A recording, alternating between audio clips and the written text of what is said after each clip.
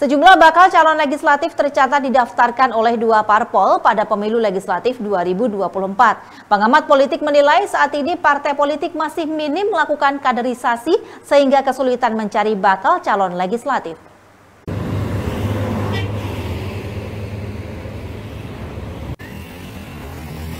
Sejumlah partai politik terindikasi mendaftarkan bakal calon anggota legislatif lebih dari satu daerah, bahkan telah didaftarkan parpol lain. Ini diketahui saat tim verifikasi KPU Kabupaten Madiun menemukan kegandaan identitas bacalek di dua partai politik. Kegandaan bakal calon anggota legislatif ditemukan melalui analisis kegandaan yang dilakukan pada tahapan verifikasi administrasi dokumen persyaratan bakal caleg. Tahapan verifikasi sejak tanggal 15 Mei hingga 23 Juni lalu. Salah seorang pengamat sekaligus akademisi menilai bakal caleg terdaftar ganda kerap ditemukan saat tahapan verifikasi persyaratan bakal caleg di setiap pemilu.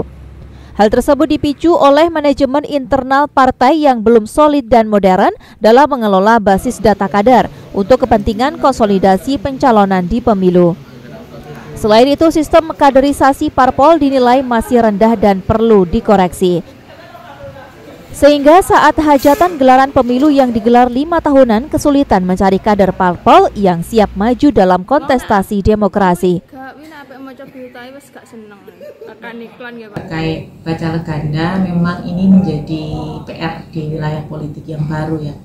Ketika bacalek itu ternyata muncul bisa di dua parpol, bisa muncul juga di wilayah-wilayah dapil yang berbeda tapi namanya sama. Nah itu kalau secara kita orang praktisi atau orang yang politik itu membacanya bahwa ini memang menjadi strateginya parpol. Ketika strategi parpol itu mengarah pada bahwa menunjukkan parpol sendiri ketika proses rekrutmen terhadap sumber dayanya di parpol sendiri sebagai kader itu ada persoalan, karena toh dengan ada muncul di parpol ganda berarti pengawasan parpol sendiri ketika memilih itu ada kecerobohan bahwa tidak bisa dikawal ketat kalau calegnya itu ternyata juga muncul di yang lain. Berarti kan ada proses kaderisasi yang dipertanyakan.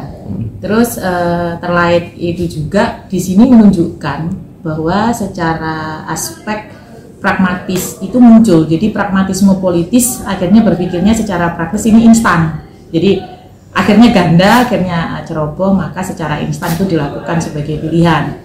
Bahkan secara pragmatis itu menjadi kayak aspek oportunis. Jadi kayak kesempatan caleg ini mungkin, ini kesempatan kita nih untuk dapat pekerjaan yang lain, dianggap kayak cari kerjaan gitu, bisa apply di beberapa parpol gitu. Padahal itu menjadi persoalan politis tersendiri. Begitu. Apa Bu yang dari parpol sendiri administratif harus bagus. Kalau basisnya adalah terkait dengan kaderisasi yang harus punya jiwa ideologis partai yang kuat, berarti proses kaderisasi di parpol harus ditingkatkan.